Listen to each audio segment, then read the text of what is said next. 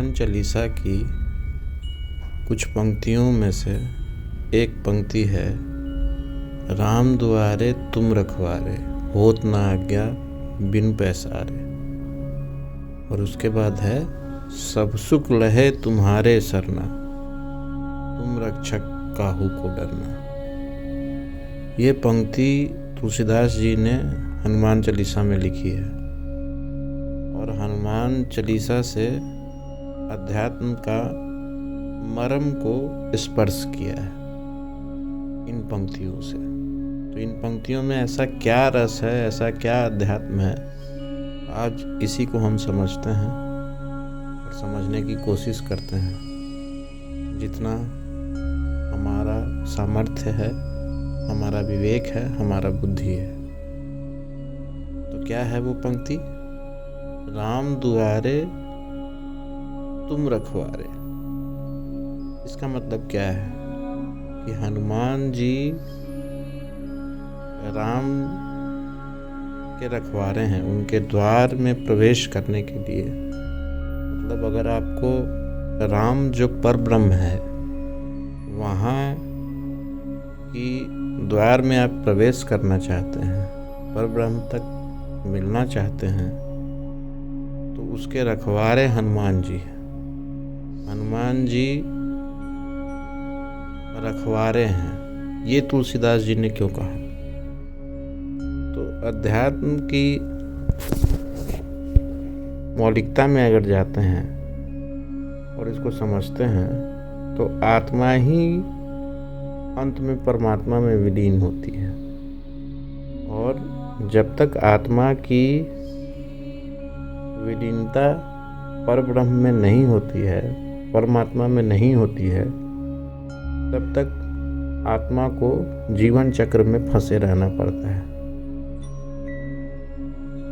तो हनुमान जी क्या हैं और हनुमान जी का शाब्दिक अर्थ में उनको रखवारा क्यों कहा गया है राम जी तक पहुंचने के लिए? तो आत्मा जब परमात्मा में विलीन होने की स्थिति में आती है, उसके द्वार पे हनुमान जी खड़े हैं। मतलब हनुमान को परमात्मा का अंश ही माना गया है क्योंकि वो स्वयं शिव थे। और आपको ये समझाने का बीरा तुलसीदास जी ने लिया कि भाई हनुमान जैसा बनने के लिए आपको गहन साधना करना पड़ेगा, अपने मन को मौन बनाना पड़ेगा, अपने मन को चारों तरफ से हनुमान की तरह बनाना पड़ेगा जो हर स्थिति में ईश्वर के लिए विलीन हो जाए। तो तीन चीजें हैं। परब्रह्म असीमित है और हमारा जो मनुष्य तन है वो सीमित दायरे का है, और हमारे अंदर भी वो परब्रह्म की असीमित शक्ति वास करती है। और उस असीमित शक्ति को जान लेने से, समझ लेने से और उसको अपने जीवन के अनुरूप समझने से हम वो स्थिति समझ सकते हैं जहां हम परमात्मा में विलीन हो सकते हैं। तो एक लाइन और इसका इतना गहन अर्थ तुलसीदास जी ने लिखा कि हनुमान बनने के लिए आपको खुद को, मन को मौन करना पड़ेगा, मन को शांत करना पड़ेगा और मन को सिर्फ परब्रह्म में लगा देना पड़ेगा जो कि असीमित है। और वो असीमित शक्ति हमारे मनुष्य तन को मिली है। लेकिन इसको ऐसे समझते हैं, परमहंस योगानंदा जी ने लिखा है एक जगह अपने बुक में कि अगर मनुष्य एक सोने का बैग लेके पीठ पे टांग लेता है तो उसको कैरी करने के लिए वो उसको लगता है कि यही मेरा सबसे मूल्यवान चीज़ है, और उसको कैरी करने के लिए वो पूरा संसार में भटकते रहता है। उसका सारा चीज़ बनाता है, उसके लिए घर बनाता है, उसके लिए तिजोरी बनाता है, उसको रखता है, उसको संभाल के रखता है, उसकी सारी दृष्टि उसी पे रहती है। तो सोने का रहस्य ये है कि संसार में मनुष्य जब आया तो वो असीमित शक्ति लेके आया है, लेकिन वो असीमित शक्ति को भूल के जो बाहरी आवरण है, घर, कपड़ा, परिवार, समाज, सबसे रिश्ता जोड़ लेता है और माया के जाल में फंस जाता है और उसे लगने लगता है कि यही सत्य है। पर जो असीमित शक्ति अपने अंदर है, जो हनुमान की शक्ति है, जो राम तक पहुंचा सकती है, उसको समझने में वो देर कर देता है या समझता भी है पर उस राह पे चल नहीं पाता है। हर कोई समझ रहा है कि मेरे अंदर भी वो असीमित शक्ति वास करती है, पर वहाँ तक समझने के लिए, वहाँ साधना करने के लिए उसे माया किसी न किसी प्रकार से रोकती है। तो उसमें 3 चीज़ें मूलतः रुकावट हैं। वो 3 चीज़ें क्या हैं? तो पहली चीज़ें हैं अहंकार, घमंड। जो अहंकार है, अहंग भाव है, वो सबसे बड़ा बैरियर है और ये बहुत सूक्ष्म है और बहुत गहन है, ये छूटता नहीं है। दूसरा क्या है कि अनुभव, हमारे पास्ट का क्या अनुभव है, हमारा फ्यूचर का क्या अनुभव होगा, इसके जाल में हम फंसे रहते हैं और सोच में रहते हैं। तो मन हमारा उद्वेगित रहता है, शांत नहीं हो पाता है, मौन नहीं हो पाता है। जो हनुमान की स्थिति में पहुंच जाए, जो असीमित शक्ति के साथ फ्यूज कर जाए, वो स्थिति में पहुंच नहीं सकता है। और तीसरा क्या है कि फियर, भय। भय क्या है? किसी न किसी बात का भय, शरीर से भय। शरीर को अपना मान लिया तो शरीर से भय, परिवार को अपना मान लिया तो परिवार से भय, समाज को अपना मान लिया तो समाज से भय, पैसा को अपना मान लिया तो पैसा से भय।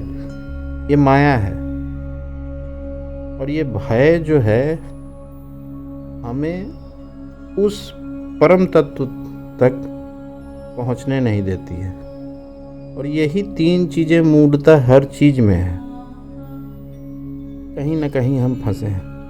जब हम ये समझ लेते हैं कि हम असीमित हैं और असीमित हमारे अंदर वास करता है और मेरा मूल सफ़र जो है, मूल सिद्धांत जो है, वहीं तक पहुंचना है जो कि ऑलरेडी हमारे अंदर है।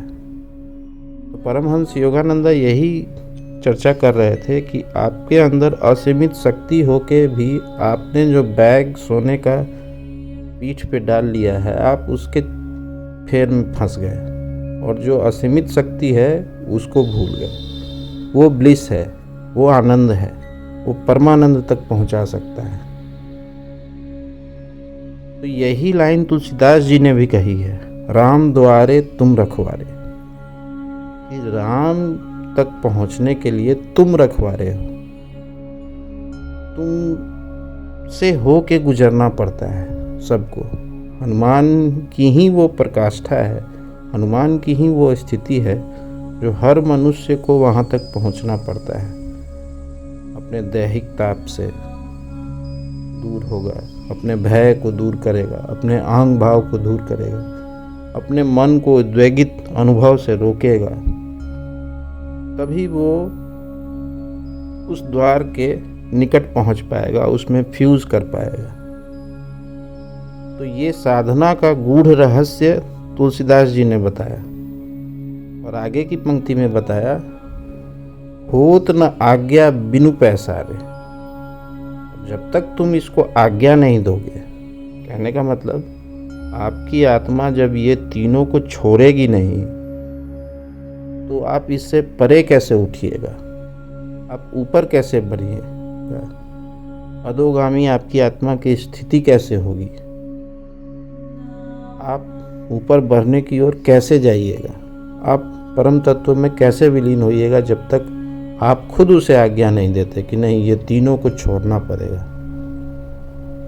तो इसका मतलब है होत ना आज्ञा बिनु पैसारे। तुम्हारे आज्ञा के बिना तुम्हारा जो पैसारा है, जो तुम्हारा क्षेत्र है, वहाँ तक हम पहुँच नहीं पाएंगे।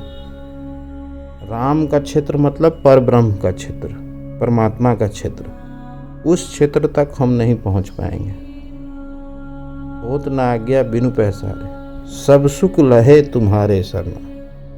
और अंत में सब सुख लहे तुम्हारे शरण, सब चीज तुम्हारे शरण में ही है। तुम ही हो जो सब चीज को धारण किए हुए हो, तुम्हारे ही शरण में है सब चीज। अब तुमको ये तीनों चीज से परे होके उस द्वार तक पहुंचना है। सब सुख लहे तुम्हारे शरणा, तुम रक्षक काहू को डरना। और तुम ही रक्षक हो, तुम ही सब चीज के रक्षक हो, अपने रक्षक हो। तो तुम किस बात से भय खा रहे हो, किस बात से डर रहे हो।